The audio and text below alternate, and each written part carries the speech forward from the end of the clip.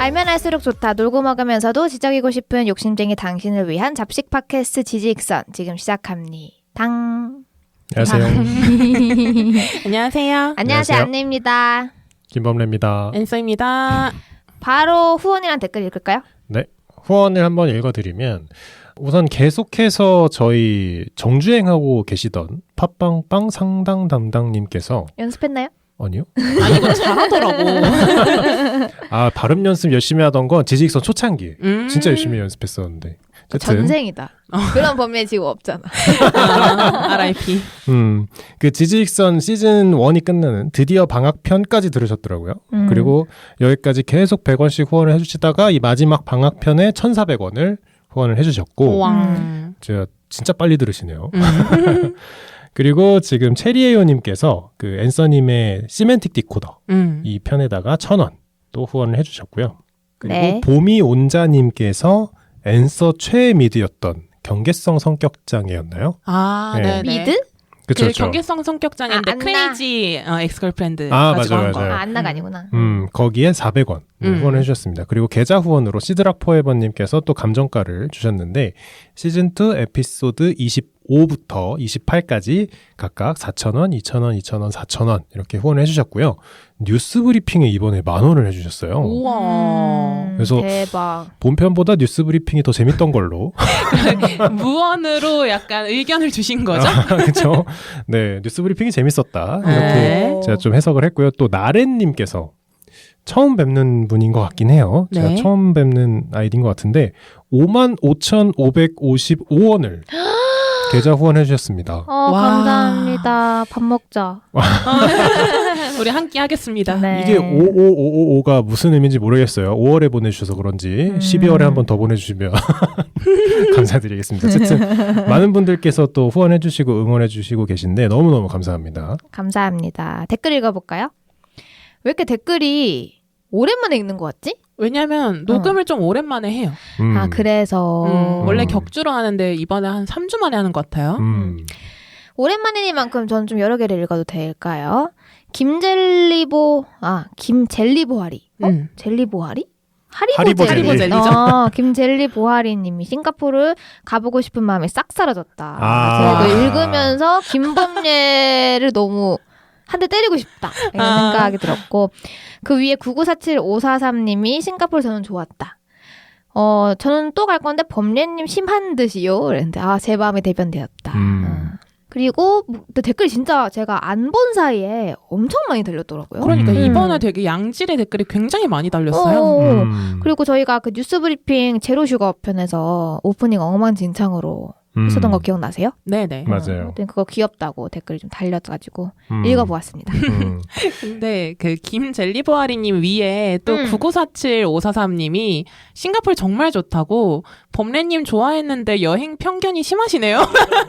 그 제가 방금 읽은 거잖아요. 맞아요. 예. 근데 의외로 이 싱가포르 편에 싱가포르를 안 가야겠다고 얘기하신 분들이 많아서 제가 좀 놀랐습니다. 그러니까. 솔직히 유튜브에도. 안 놀랬잖아요. 예상했잖아요. 그러니까 갔다 오신 분들이 적어주시는 댓글을 좀 많을 거라고 생각했는데 오히려 안 가보신 분들이 안 가야겠다 라고 이런 댓글이 달려서 제가 좀 놀라긴 했는데 유튜브에도 김상우님께서 방송 잘 들었어요. 싱가포르는 스킵해야겠네요. 베트남 5번 갈게요. 어이없어. 이렇게 해주셨고 또 한 분은 초이123님께서 갑자기 개오바다. 어떤 느낌이? 이분은 어떤 입장이신 건가? 모르죠. 알 수 내 없죠. 입장이실 것 같아요. 왜냐면 제가 이거 들으면서 진짜 개오바다. 아니지. 범래님 입장에서 개오바라고 했을 수도 싱가포르 있지. 여행이 개오바다? 들어보고 나니 이 여행 개오바였다. 싱가포르 개오바다. 안 돼. 근데 뭐 끝에서 제가 막 무말을 했지만 뭐 제가 재미없게 갔다 왔다고 해서 뭐 거기가 재미없는 여행지는 아니니까요. 맞아요. 네, 재밌게 또 갔다 오시면 될 것 같습니다. 저는 철푸당님 팟빵 댓글인데요. 잘 지내시죠? 오랜만에 왔는데 꾸준히 활동하고 계신 걸 보니 뭔가 뭉클하네요. 이 댓글이 뭉클했어. 나도 이 댓글 방금 읽으려고 그랬는데. 그리고 철푸덕님은 제가 그 닉네임이 기억이 나요.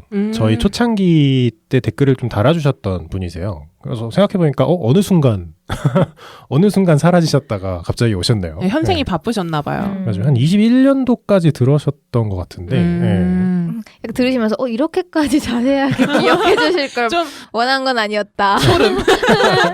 다음 댓글 읽어볼까요?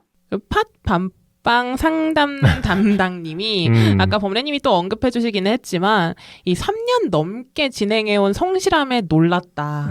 이렇게 댓글을 달아주셨더라고요. 저희 방송의 가장 큰 장점 아니겠습니까?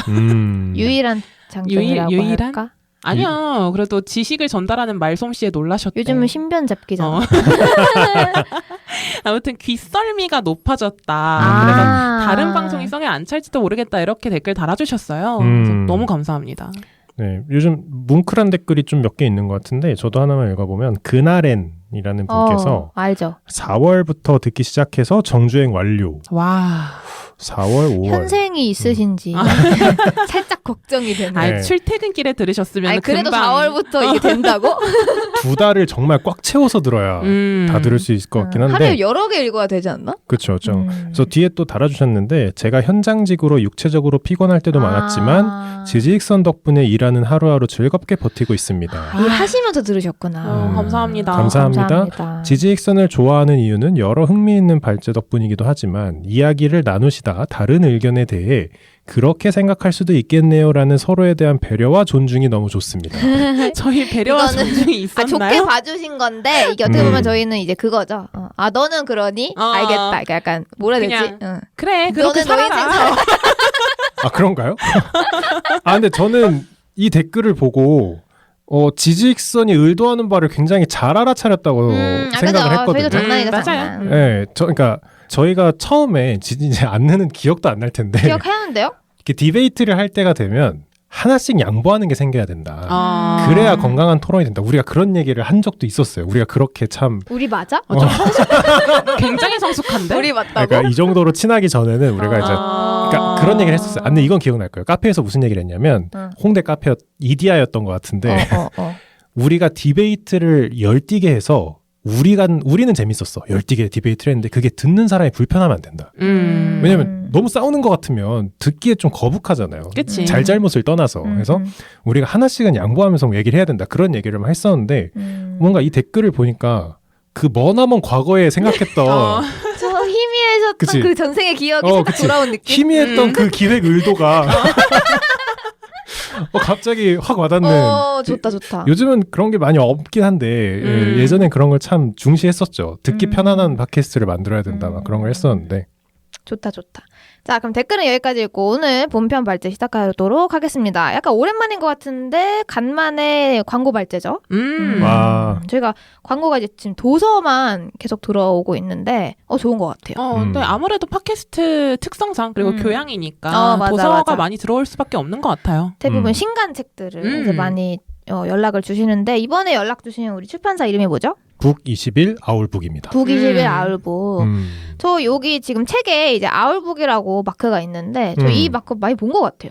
이 아울북이라는 요 로고라고 해야 되나? 우리 눈에 익는 몇 가지 그 출판사 로고들이 있죠. 맞아, 서점에 맞아. 가다 보면 그러니까 막 눈여겨서 본 건 아닌데 어디서 본 것 같은 이 로고. 이게 뭔가 검은색 바탕에 흰색으로 써 있는 게 어디서 많이 본 것 같은. 맞아.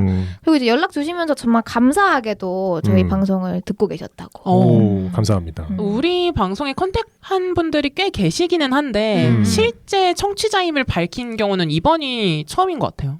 그랬나? 어쨌든 이제 아무래도 같은 광고 제의를 하셔도 사실 이게 아다르고 어다른 거잖아요. 뭐 다른 분들이 싫었다 이게 아니라 같은 이제 제안을 주셨는데 또 말씀해 주실 때 빈 말이어도 지지익선을 평상시 즐겨 듣는데 이제 마케터로서 메일을 드릴 수 있게 되어 감회가 새롭다. 라고 이제 출판사 북21 마케터 땡땡땡님이 연락을 주셨는데 너무 감사하더라고요. 스윗해. 진짜 스윗하더라고. 그래서 책을 딱 받았는데 저희가 처음에 우주 얘기라고 해가지고 맞아요. 또 저희끼리 얘기도 나눴지만 사실 지직선이 우주 얘기 진짜 많이 했잖아요. 많이 했지. 말을 닳도록 했지. 과학 얘기도 굉장히 많이 하고 우주 얘기도 많이 하고 사실 진짜 지금 지직선 유튜브 채널 보면은 상위 에피소드들의 이제 우주 얘기가 굉장히 많죠. 그렇죠. 그래서 이거 무조건 해야 되겠다 싶어가지고 저희가 또 감사하게도 진행을 하게 되었는데 딱 막상 책을 딱 받았을 때 느낌 어떠셨어요? 이런 걸 뭐라고 하죠? 양장본이라고 하나요? 이게 하드커버? 하드커버.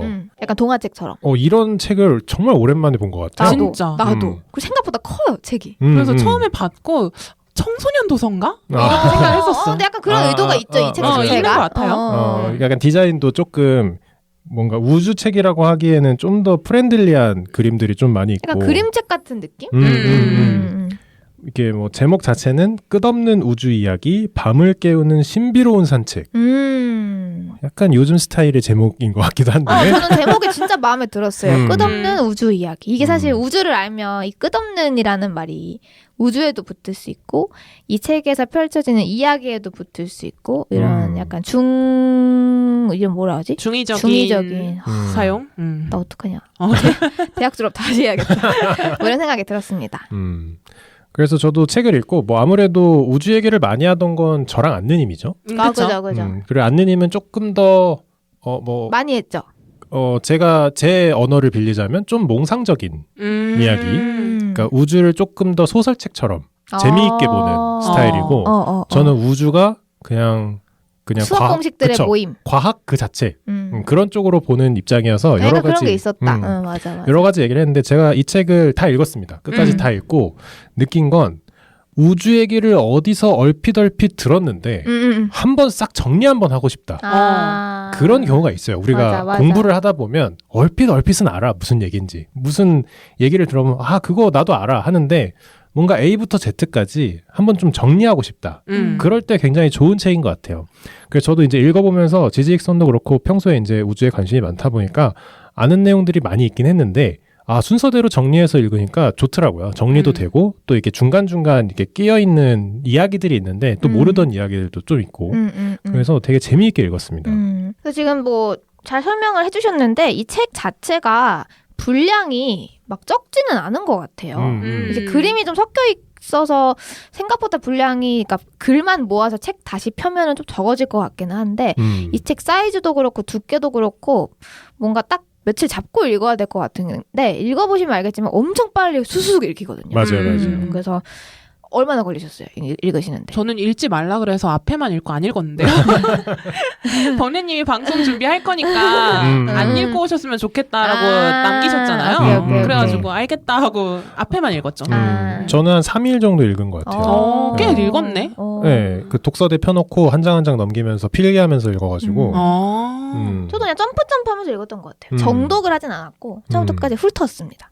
근데 어쨌든 빨리빨리 읽힐 것 같은 책이다라는 생각이 들고 지금 저희가 이제 말로만 설명을 드려서 조금 감이 안 오실 것 같은데 이게 신간이죠. 이번에 나온 책인데 우리나라 책이 아니죠. 맞아요. 이게 지금 여성 과학자분들이 여성 천문학자인가요? 여성 천문학자, 나사 초청 여성 천문학자 6인이 모여서 집필을 하신 책이고요. 이 중간중간에 그림도 많이 들어가 있고 진짜 특이한 게 시가 들어가 있잖아요. 맞아요. 구절들이 있어요. 중간중간. 시를 이제 또 지으신 분이 또 따로 계십니다. 이렇게 저자에 또 따로 들어가 계시고 아까 앤서님이 청소년 그 책인가라고 하셨는데 제가 보니까 그 의도가 맞는 것 같은데? 이게 약간 교육책인 것 같아요. 그러니까 교육 목적이 있는 도서인 거는 맞는 것 같기는 해요. 근데 꼭 청소년뿐만이 아니라 우주에 대해서 한번 아까 범례님이 말한 것처럼 싹 정리하고 싶다 하면은 이거 한번 읽고 나서 양자역학 듣는 거랑 그렇지 않고 듣는 거랑 또 다를 수도 있고. 그리고 제가 이제 앤서니 앞에서 언급해줬지만 제가 아무래도 이게 정보 지식이다 보니까 이걸 다 같이 읽고 얘기를 하면 우리만 아는 얘기고 청취자분들은 모르는 얘기가 되기 때문에 제가 좀 주도적으로 내용을 정리를 해갖고 얘기를 할 건데 지지익선에서 다뤘던 소재들도 꽤 있어서 꽤 많은 것 같아요. 그것도 같이 버무려서 좀 얘기를 드리면 재밌을 것 같아요. 오래 들으셨던 분들은 맞아 그때 그런 얘기 했었지 같은 그런 좀 희열이 있으실 겁니다. 그래서 저는 개인적으로 제가 만약에 그러니까 청소년 얘기가 왜 나왔냐면 청소년분들이 읽을 수 있게끔 쉽게 적혀 있어요. 스토리텔링처럼 적혀 있어서 내가 만약에 좀 나이가 있는 조카가 있으면 선물해주고 싶다라는 생각이 들 정도의 굉장히 교육적이기도 하고 교양 쌓기도 좋은 그런 책이었다. 이런 첫인상을 좀 말해보면서 진행을 본격적으로 해보도록 하겠습니다. 네, 제가 준비를 했는데 뭐 사실 우주 얘기인데 이 얘기는 좀 신기하게 시작하는 게 보통 우주서적 읽으면 139억 년 전 보통 이렇게 시작하거든요. 그렇지. 맞지. 아니면 조금 교양이 있다 하는 책들은 약간 이제 그런 거 인용하는 책들도 많죠. 창세기 인용하는 그렇죠. 빛이 있으라 하면 빛이 있었다 이런 얘기로 하죠. 네, 이 얘기는 우선 주인공이 있어요. 맞아요. 언니랑 여동생 이렇게 자매가 나와요. 그래서 자매가 서로 이제 이야기를 나누는 형태로 되어 있는데 그건 약간의 그냥 구색이라고 해야 될까요? 그런 거고 실제로는 정말 정보가 많이 들어있는 책인데 처음에는 우리가 볼 수 있는 것부터 시작을 합니다. 우리가 우주에 대해서 볼 수 있는 가장 쉽게 볼 수 있는 게 별, 해, 달, 뭐 이런 걸로 시작을 하는데 구름. 구름은 지구에 있죠. 네, 구름은 생각보다 가까이 있습니다. 네. 성운 있잖아, 성운. 그리고 이제 여기서 하나씩 점점 멀어지는 형태로 책이 구현이 되어 있어요. 그래서 끝없는 우주 이야기라는 게 우리가 눈에 보이는 것부터 시작을 해서 점점 멀리 갑니다. 그래서 이런 얘기가 나와요. 별과 달은 왜 빛나는가? 이런 질문을 던지면서 이제 초입에 시작을 하는데 우선 별이 빛난다는 건 우리가 잘 알고 있죠. 그리고 달이 밤하늘에 빛난다는 것도 너무 잘 알고 있죠. 알고 있죠. 그리고 그 둘이 빛나는 이유가 다르다는 건 모르는 분들이 꽤 있어요. 뭔 말이야? 별이 빛나는 이유와 달이 빛나는 이유는 다르죠. 네, 그런 얘기가 나와요, 초반에. 우리가 별이라고 얘기하는데 사실 별은 태양 같은 항성이에요. 우리가 밤하늘에 떠 있는 별들은 다 항성입니다. 항성이다. 네, 항성이라는 건 태양처럼 스스로 에너지를 뿜어내는 빛을 내는 존재들이죠. 그렇죠. 달은 스스로 빛을 내는 게 아닙니다. 우리가 밤하늘에 달이 보이는 건 태양의 빛이 달을 비추고 그 달에서 튕겨져 나온 빛이 우리 밤하늘에 뜨는 거예요. 그래서 이제 달이 빛나는데 뭐 그런 얘기가 나오면서 근데 밤하늘에는 물론 달도 떠 있지만 별과 달이 아닌 것도 많이 떠 있어요. 인공위성도 떠 있고요. 그렇죠. 실제로 보이죠. 그리고 뭐 가끔 화성이나 목성은 육안으로 보이기도 해요. 그리고 비행기가 지나갈 때도 있고요. 그럼 우리가 맨눈으로 밤하늘을 볼 때 별과 별이 아닌 것, 그러니까 항성과 항성이 아닌 것은 어떻게 구분하는가? 우리 이 얘기 한 적이 있습니다. 나 알아. 뭘까요? 저 최근에 이거에 대해서 알게 됐었어요. 우리가 경험을. 방송을 했다고 하는데 최근에 알았다고? 그러니까 옛날에 한 거 아니야? 옛날에 한 그쵸, 거냐 이거. 맞아. 근데 최근에 제가 별을 본 적이 있었거든요. 그때 들었는데 이게 그 반짝반짝하는 거. 맞아요. 그 얘기죠. 오 신기해. 맞습니다. 별은 반짝거립니다. 근데 실제로 보면 반짝반짝반짝반짝 하는 애들이 있거든요. 맞아요. 네, 실제로 우리가 육안으로 밤하늘을 가만히 보고 있으면 계속 이렇게 빛나고 있는 거 있거든요. 그거는 높은 확률로 인공위성일 가능성이 높아요. 빛이 그러니까 계속 켜있기 때문에. 그러니까 뭐가 밝기 조절이 없는 애들. 그쵸. 그냥 뻥하니 그냥 떠 있는 거. 근데 별은 가만히 보면 반짝반짝이라고도 표현할 수 있는데 희끗희끗하게 뭔지 알아. 살짝 가려졌다 밝아졌다 이런 느낌이 있거든요. 그래서 실제로 우리가 잘 알고 있는 반짝반짝 작은 별이라는 노래가 있죠. 트윙클 불러달라고는 안 했는데. 제가 BGM으로 깔게요. 막 네. 얘기해봐요. 네, 이거는 과학적으로 옳은 말이에요. 반짝반짝여야 별입니다. 감수가 제대로 된 노래다. 이거는 나사에서 검증해준 노래죠. 네. 그리고 조금 곁다리를 하자면 모차르트 작곡이죠. 트윙클 트윙클이? 네, 근데 사실 반짝반짝 작은 별이랑 가사가 붙은 거는 후대에서 붙은 거고 이게 119회 클래식 입문편을 들어보시면 알 수 있는 내용인데 어쨌든 반짝반짝 작은 별이 실제 별이다. 네. 반짝반짝여야 별이다. 이런 게 얘기가 나오고. 근데 사실 실제로 그 항성들이, 그러니까 별들이 반짝반짝하는 건 아니에요. 그러니까 태양을 생각해봐. 태양이 반짝반짝하나요? 그럼 큰일 나지. 지구에 큰 위기가 닥칠 걸. 약간 뭐라 해야 되지? 울끈불끈한 느낌인 것 같아요. 그렇죠. 사실 항성은 그대로 빛나고 있는데 그 수많은 우주 먼지들과 그런 것들이 그 앞을 지나가고 있는 그래서 거예요. 반짝반짝거리는 네, 그래서 희끗희끗하게 뭐가 사라졌다 생겼다 살았다 생겼다 이런 식으로 반짝반짝하는 거죠. 자, 그래서 이런 얘기로 약간 흥미를 돋는 약간 에피테이저 같은 얘기가 나와요. 그래서 벌써 흥미가 돋아요. 읽어야 해. 그리고 나서 이제 흔한 우주 서적과 같은 첫 예가 나옵니다. 우주의 시작은 어디인가 나오는 거죠. 138억 년 전 이게 나오는 거죠. 나와야 돼요. 안 나올 수가 없어요. 그치. 이게 빼면 안 되지 사실상. 만약 우주 서적에 나왔는데 빅뱅 얘기가 빠져 있다. 그럼 지탄을 받을 수도 있어요. 걸러야 네. 되는 거죠. 네. 그런 거는. 그래서 빅뱅은 우리가 흔히 얘기하기로 모든 건 138억 년 혹은 139억 년 전에 시작했다. 이렇게 얘기가 나오고 있는데 어떻게 우리가 우주의 나이를 알 수 있을까? 그런 얘기가 나오는데 여기서 그렇게 얘기를 합니다. 빅뱅이 아주 작은 원시 원자 크기의 우주가 갑자기 뻥 하고 폭발하면서 지금 팽창 중이다. 이게 이제 빅뱅 이론이잖아요. 그러면 그 팽창되는 속도를 구할 수 있어요. 뭐 여러 가지 방법으로 구할 수 있지만 흔히 뭐 은하가 멀어지는 거리, 뭐 은하가 멀어지는 가속도 이런 걸 보면서 구하는데 그러면 팽창하는 속도를 알 수 있다는 얘기는 다시 역으로 계산을 하면 언제 시작했는지도 알 수 있는 거죠. 그치. 네, 그래서 허블 상수 뭐 이런 얘기가 나오는데 이게 우주의 나이가 밝혀진 지 생각보다 얼마 안 됐어요. 2013년. 에? 10년 전이죠. 불화 아니에요 이거?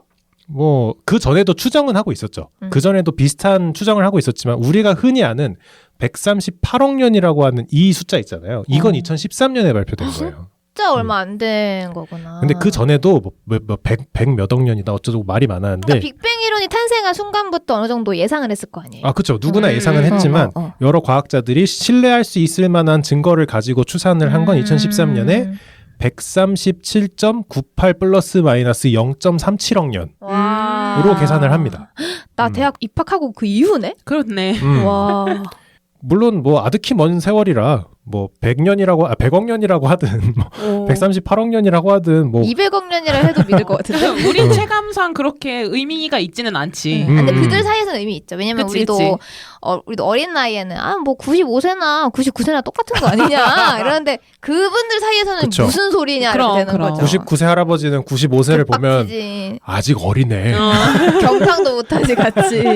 뭐 그런 건데 여기서 또 재미있는 얘기가 하나 나오는 게 이 책이 참 흥미롭게 풀어내고 있는 게 궁금할 법한 얘기들을 계속 해줘요.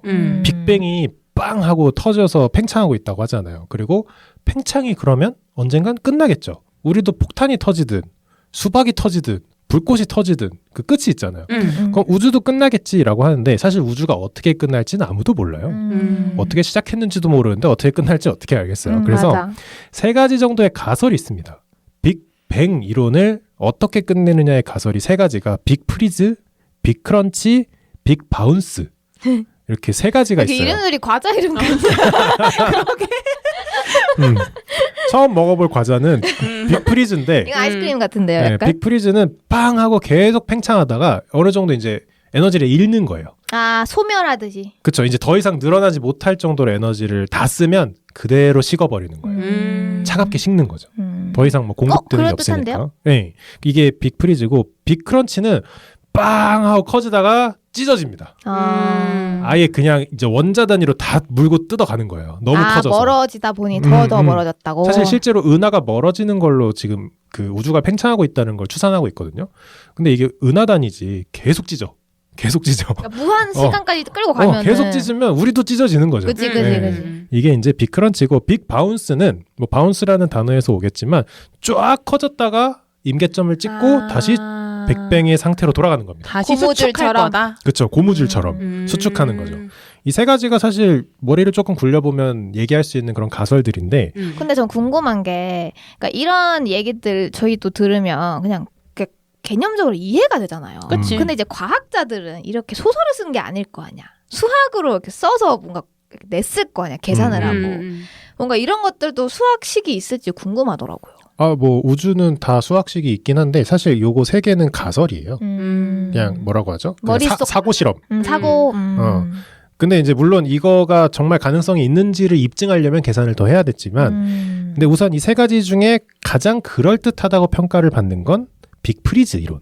어허. 그냥 계속 커지다가 어느 순간 끝나는 거예요. 그러니까 차갑게 식어버리는. 에너지라는 게 열을 분출한다고 해야 되나? 에너지라는 게? 뭐 빅뱅이 열을 분출한다고 얘기하기엔 좀 더 창조적인 게 많긴 한데 그러니까 어쨌든 에너지는 열로 돌아가는 건데 그 열을 잃었을 때는 결국에는 다 얼어버릴 것이다. 뭐 이런 식으로 이해를 하면 될까요? 근데 저는 아닐 것 같기도 한 게 그런 얘기 많이 하잖아요. 이제 물리학 같은 거 배우면 에너지 무슨 보존 법칙? 엔트로피?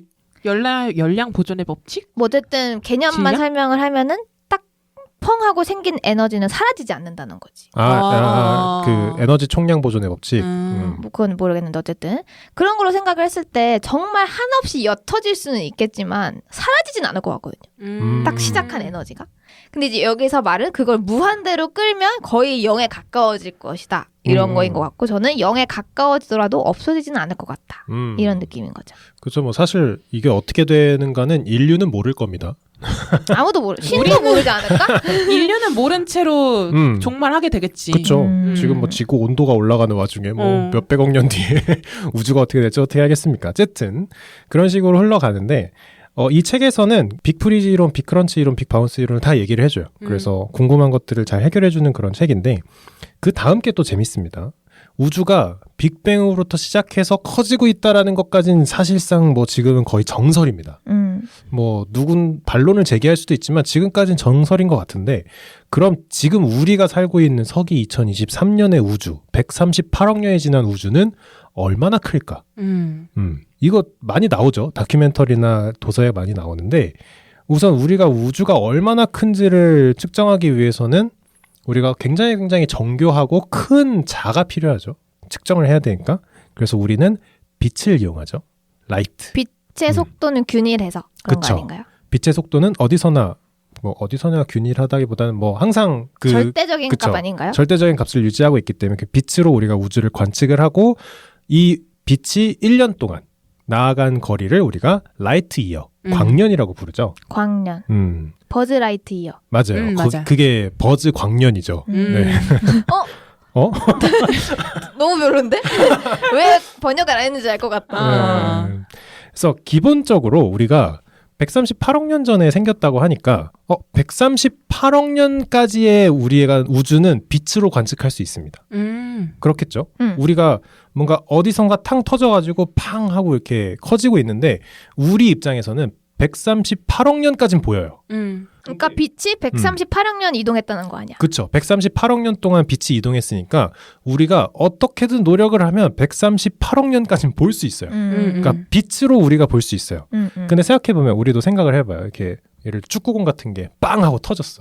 그리고 다들 멀리 비산되고 있어. 근데 우리가 어느 한 점에 있었을 거 아니에요. 그럼 그 반대편은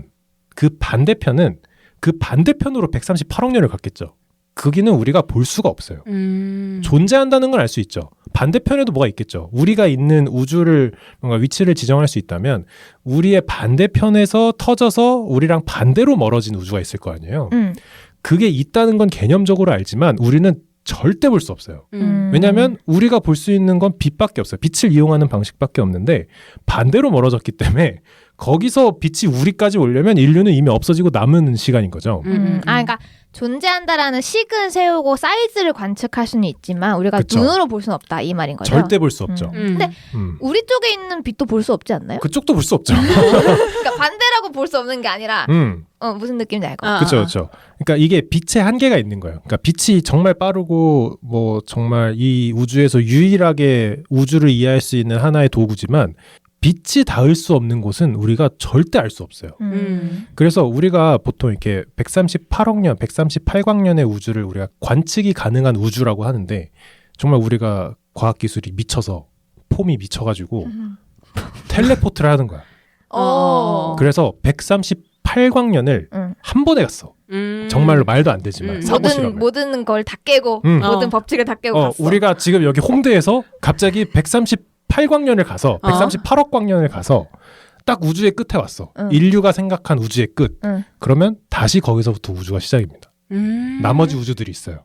왜냐하면 우리가 볼 수 없는 우주가 있기 때문이에요. 아까 얘기한 것처럼 우주가 빵 하고 터졌지만 반대편으로 멀어진 우주가 있을 거 아니에요. 138억 광년 동안. 그러면 우리는 138억 광년을 왔어도 그 뒤로 커진 그 우주가 또 있는 거예요. 그러니까 우리는 앞으로 가면 갈수록 계속 우주가 생겨요. 그런 거죠. 이게 그런 느낌 아닌가? 이게 또 다른 우주가 있다 이게 아니라 그러니까 예를 들면은 빛이 한 점에서 출발했다 하면은 구 모양으로 커질 거 아니에요. 그런데 우리가 지금 사고 실험으로 한쪽 구 끝에 갔다는 거 그치. 아니에요? 근데 이 구 끝에 도착하는 순간 빛은 이미 빛의 속도로 또 멀어지고 있고 이런 느낌 그렇죠. 아닌가요? 그리고 실제로 우주도 그만큼 팽창을 했고 그래서 우주의 팽창 덕분에 우리는 138억 광년을 볼 수 있지만 반대로 생각하면 138억 광년밖에 못 보는 거예요. 138억 광년이에요? 그렇죠. 우주가 아니지 138억 년이잖아. 138억 광년이에요? 그러니까 138억 년이 됐으니까 그지. 빛이 138억 년 동안 날아갔을 거 아니에요. 그럼 거리로 따지면 138억 광년이죠. 빛이 1년 동안 이동한 거리. 오케이. 그래서 이 얘기 들으니까 그거 생각난다. 끊어서 미안한데 저희 옛날에 과학 얘기할 때 그거 기억나요? 과학자 이름 갑자기 까먹었는데 아인슈타인인가? 빛에 대한 사고 실험하면서 우리가 빛의 속도로 빛이랑 나란히 날아가면서 빛을 보면은 빛을 볼 수 있는가? 이거 얘기했었잖아요. 그런 얘기했었죠. 그 얘기가 또 생각이 나네요. 그래서 어쨌든 돌아 얘기했지만 138억 광년이라는 거리는 우리가 볼 수 있는 우주를 얘기하는 거고요. 실제 우주는 그거보다 훨씬 클 겁니다.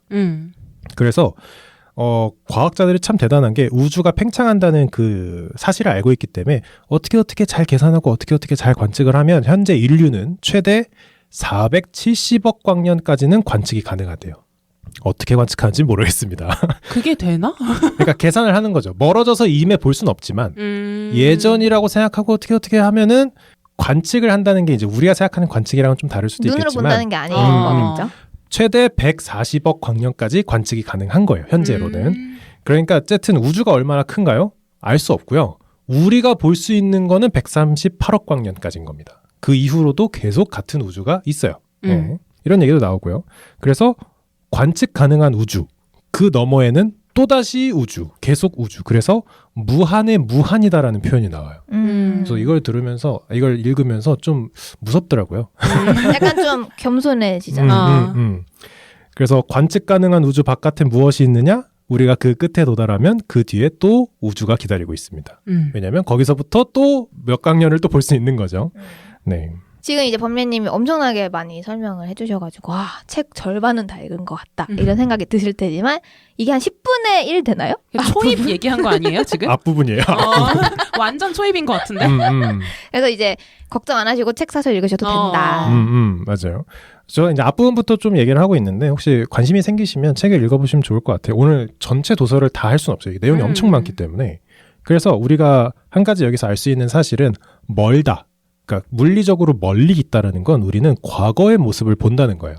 앤서님이랑 제가 1광년 거리에 떨어져 있으면 저는 1년 전에 앤서님이 보일 거예요. 그지.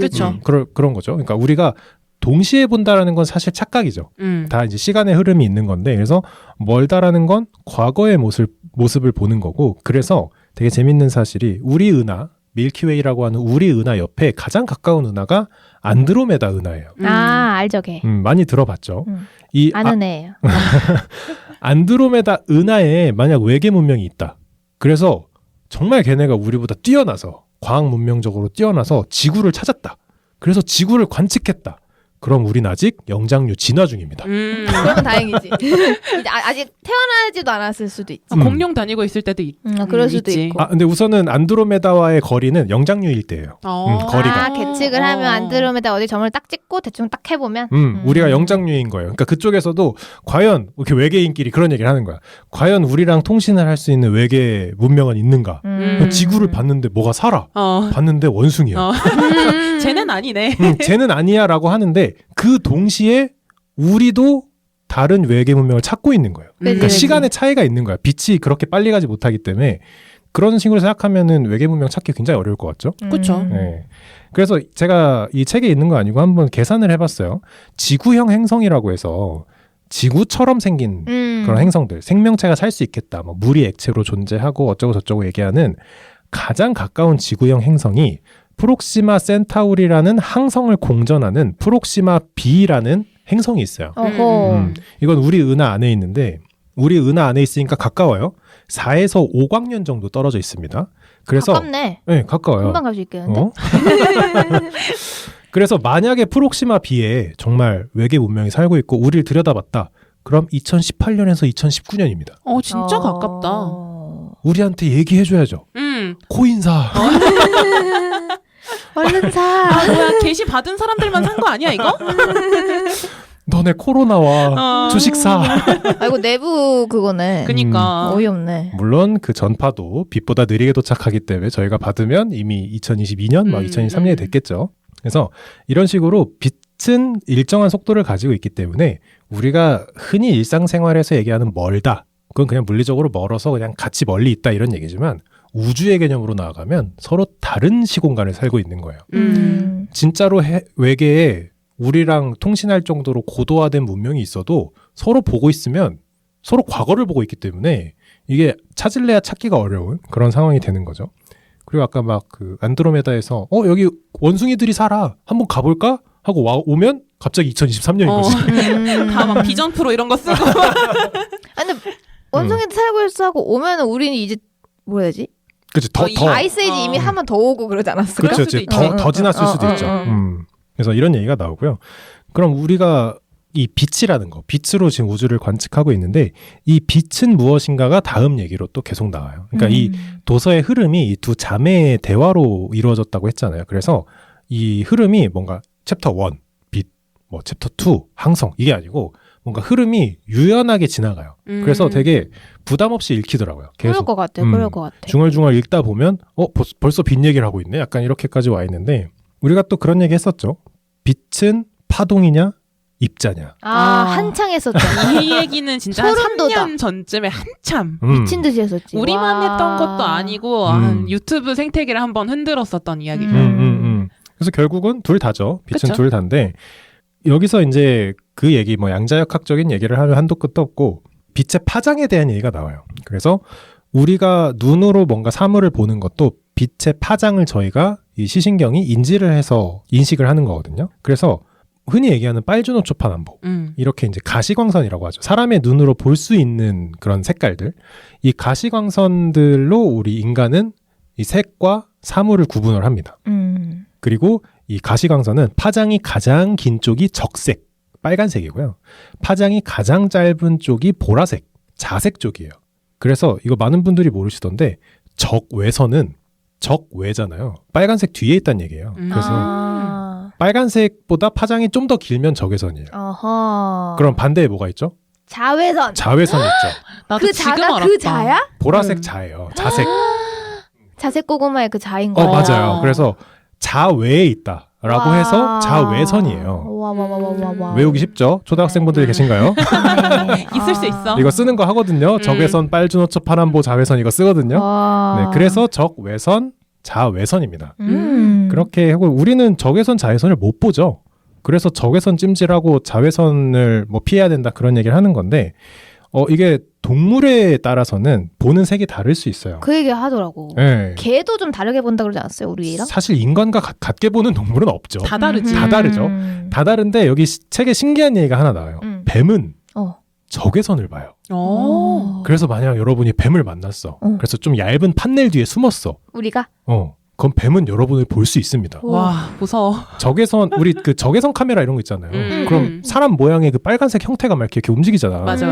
그게 적외선 카메라야? 그게 보여요. 뱀은 그걸 볼 수 있는 거예요. 소름 돋아. 적외선을 볼 수 있기 때문에 여러분이 뭔가 이런 물체 뒤에 뭐 두꺼우면 상관없지만 어느 정도 얼토당토하는 물체 뒤에 숨어 있으면 뱀이 보기엔 지금 뭐 하는 거지? 그치. 약간 카모플라지 해가지고 풀숲 안에 숨어도 열이 있으니까 그걸 그치. 본다는 거 아니야? 다 보이는 거죠. 그리고 물에 사는 동물들은 바다가 파랗잖아요. 그래서 파란색과 보라색에 더 예민해요. 그러니까 더 많은 파란색과 더 많은 보라색을 봐요. 그러겠네. 이런 또 차이가 있는 신기한 사실이 있습니다. 왜냐면 그 친구들은 파란색이 기본 디폴트 배경인 거잖아. 그렇죠. 그 안에서 더 나눠진다는 거지. 그리고 또 재밌는 얘기가 나와요. 이렇게 빛의 색깔 이런 거 얘기하는데 이 책에 재밌는 얘기가 나와요. 태양을 그릴 때 무슨 색깔로 그리시나요? 빨간색으로 많이 그리죠. 전 노랑색. 빨간색, 뭐 노란색, 주황색 이런 식으로 맞아. 그리는데 사실 태양은 흰색입니다. 놀라운 사실. 생각해 보면 태양이 막 엄청 뜨겁게 불타고 있잖아요. 우리는 빨갛게 불타오르는 불의 이미지에서 태양이 빨갛다고 생각하는데 진짜로 달 이렇게 대기가 없는 달에서 태양을 직접 본다는 건 쉬운 일은 아니지만 태양을 이렇게 봤어. 그럼 흰색입니다. 근데 실제로 하늘 봐도 거의 흰색에 가까운 노랑빛 아닌가요? 그쵸. 중심은 엄청 하얗고 뭔가 그 주변이 약간 좀 노르스름한 느낌? 거지. 근데 그 노르스름한 것조차도 지구 대기 때문이에요. 원래는 그냥 하얗기만 하다. 그쵸. 그냥 하얗기만 합니다. 백색의 느낌인가요? 그 전구 그렇다고 백전구 합니다. 느낌? 네네네. 본 적 없어요? 뭐, 있겠냐? 태양을? 보고 말하는 거 아니에요? 지금? 태양을 내가 보고 말하라고? 신뢰서 확 떨어지네. 뭐 망원경으로 한번 봐보세요. 큰일 납니다. 이거 따라하시면 안 돼요. 눈을 잃고 한번 보는 거지. 네, 시력을 망원경으로 포기하고. 태양 보면 큰일 납니다. 어쨌든 태양은 우리가 다 뭐 노란색, 빨간색으로 그리지만 사실은 흰색이고 이 대기의 상황 때문에 조금 노란색이라고 우리가 생각을 하거나 빨간색이라고 생각을 하는 거예요. 이게 대기 때문이라는 걸 어떻게 할 수 있냐면 해가 뜰 때와 질 때의 태양색이 달라요. 어허. 맞네. 질 때 약간 완전 붉은빛이잖아. 그쵸. 질 때 붉은빛이고 뜰 때 하얀 빛이 나잖아요. 그게 생각해보면 우리가 지구가 이렇게 자전을 해서 해가 뜬다는 거는 해 쪽으로 우리가 도는 거거든요. 그지. 해는 가만히 있는데. 네. 그러면 파장이 짧아지고 우리가 그 해가 진다는 건 해로부터 멀어지는 거잖아요. 음. 그럼 파장이 길어져서 파장이 길면 무슨 색? 적색. 빨간색. 빨간색으로 바뀌는 거예요. 적색이 가까워진다. 신기하다. 빨간색처럼 보이는 거죠. 왜 한창일 때는 보라색이 아닌 거죠? 해가? 왜 그런 거예요? 알면 얘가 이 책 썼지. 자외선까지 가는 거죠. 아하. 그래서 우리가 햇빛에서 자외선이 나온다고 하잖아요. 우리가 만약에 아하. 자외선을 볼 수 있다면 보라색이겠네. 태양이 떠 있는 보라색이 아니겠죠. 보라색 다른 색이니까. 아하, 보라색과 다른 아하. 색이니까 우리가 자외선을 눈으로 볼 수 있다면 낮에는 못 돌아다닐 수도 있어. 너무 눈이 부셔서 아하. 모든 색깔로 다 칠해져 있을 거 아니에요. 아하. 뭐 그런 것도 있고 또 그런 생각 하실 겁니다. 아닌데 나사에서 공개한 태양의 이미지 보면 빨간색이던데 이런 얘기 있잖아요. 더 찾아보시면 사진. 네, 파란색 태양도 있고요. 초록색 태양도 있고 흰색 태양도 있어요. 그거는 어느 파장에 어떤 데이터를 읽어서 이미지로 만들 것이냐에 따라서 색깔은 좌우자재로 변하는 겁니다. 근데 인간이 직관적으로 불의 색깔, 빨간색 불의 색이 뜨겁다고 생각하기 때문에 많은 교육 자료에서는 태양이 빨간색으로 나와요. 근데 정말 잘 생각해 보시면 불을 딱 보시면 빨간색도 아니거든요. 맞아. 그 촛불만 켜도 노른색이지 빨간색이 아니란 말이지. 그리고 실제로 가스레인지 색깔은 파란색이죠. 맞아. 그래서 그런 것도 있지만 어쨌든 태양은 원래는 흰색인데 이제 우리가 빛이 산란되면서 하늘의 대기가 파란색을 반사시키고 산란하면서 하늘이 파랗게 보이고 또 해질녘은 낮 때보다 태양과의 거리가 멀어지면서 파란색이 모두 산란돼서 안 보이고 파장이 긴 붉은색만 남아서 하늘이 붉어진다는 거. 이런 얘기들도 책에 나옵니다. 그러니까 우리가 눈으로 보는 것들이 생각보다 우주에 연관된 것들이 많은 거죠. 재밌다. 그리고 여기서 이어서 지지익선을 좀 핫하게 했던 그 얘기가 나옵니다. 안느님이 아실 거예요. 밤하늘은 왜 어두운가?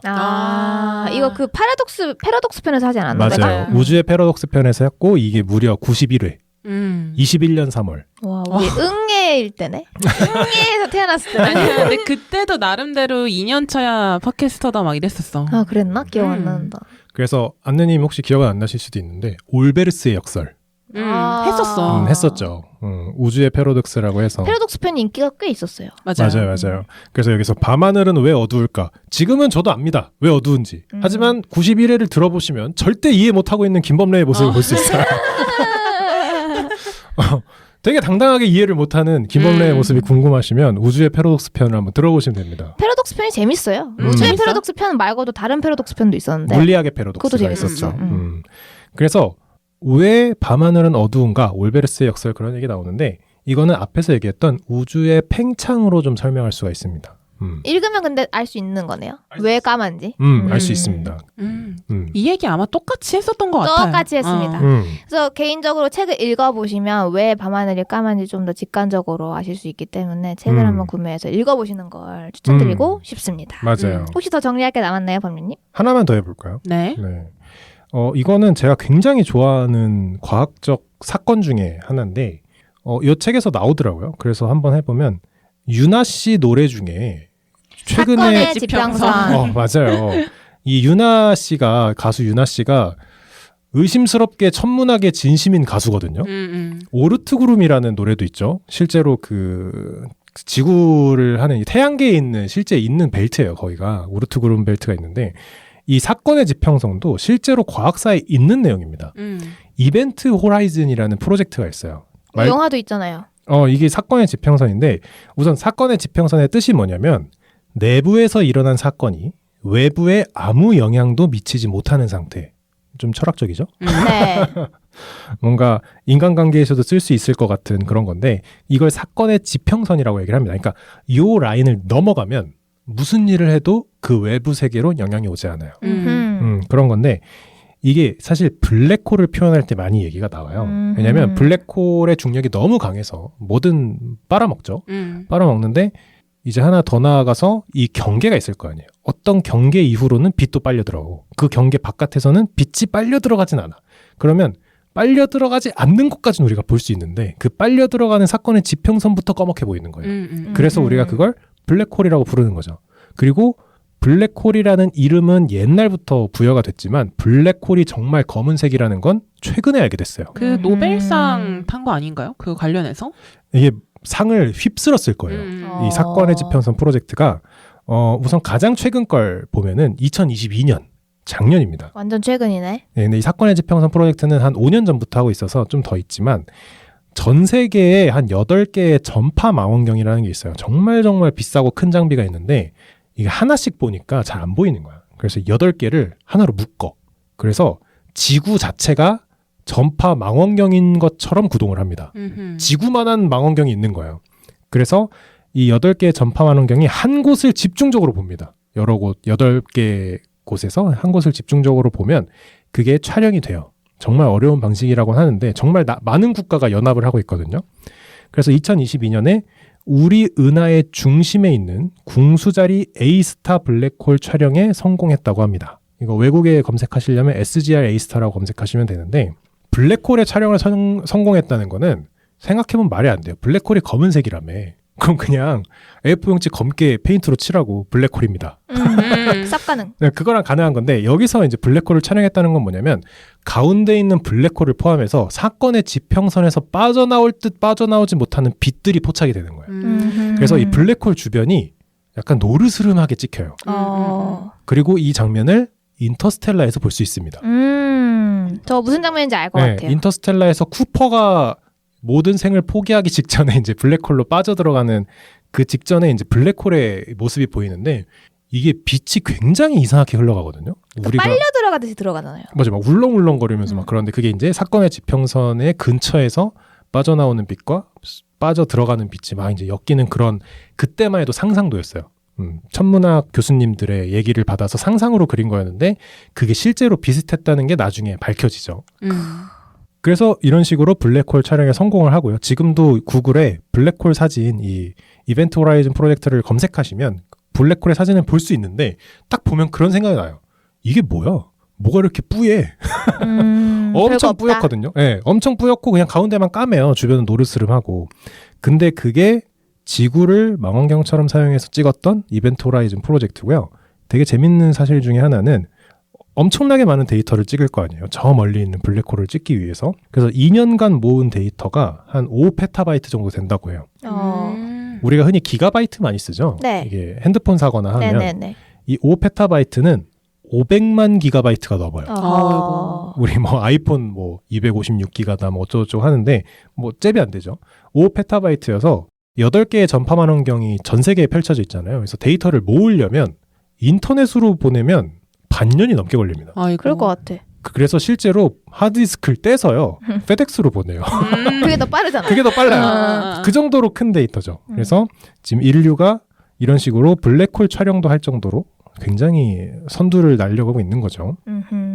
여기까지 얘기하면 한 책의 3분의 1 좀 넘게 끝납니다. 많이 했네. 그래도 네. 많이 깔끔하게 근데 정리했네. 3분의 1 안에서도 이 내용이 그러니까 여기서 안 다룬 부분도 있어요. 맞아요. 안 다룬 내용도 있죠. 사실 네. 그래서 지금 범례님이 다룬 부분만 쏙 빼면은 3분의 1은 훨씬 안 될 것 같습니다. 그렇죠. 분량으로 보면 좀 더 안 될 거고요. 뒤에는 이제 별의 나이는 어떻게 알고, 별이 탄생하는 곳은 어디고, 별이 죽으면 어떻게 되고, 왜 은하는 이렇게 원반 형태로 나선형 구조를 가지는지 그런 게 다 나와요. 그래서 진짜 이거 우주 처음 입문하시거나 앞에서 얘기한 것처럼 이것저것 들어봤는데 한번 정리하고 싶은 분들은 정말 재밌게 읽을 수 있을 것 같아요.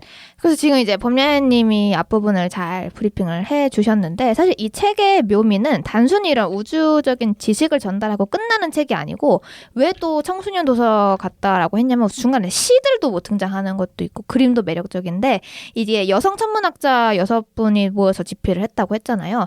여기 중간중간에 범례님도 읽으셨겠지만 이제 여성 과학자들이 나옵니다. 맞아요. 그러니까 과학자들을 다 설명을 해주는데 제가 이 책을 천문학과 나온 친구랑 같이 읽었거든요.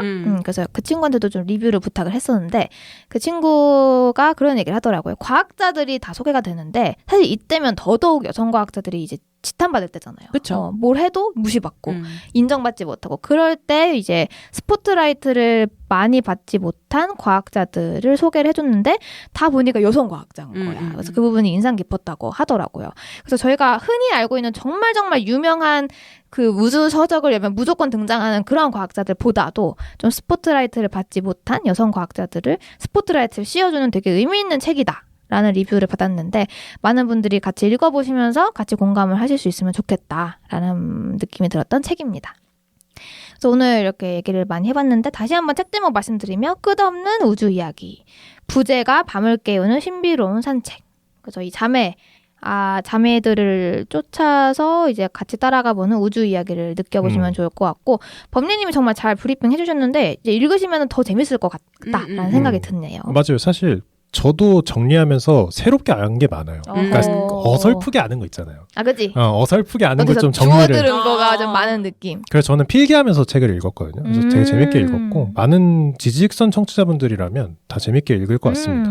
맞습니다. 또 다음 기회에도 재밌는 이제 광고가 들어와서 또 같이 책을 읽어볼 수 있으면 좋을 것 같다라는 생각이 드는데 오늘 이렇게 마무리할까요? 네, 들어주셔서 감사합니다. 감사합니다. 감사합니다.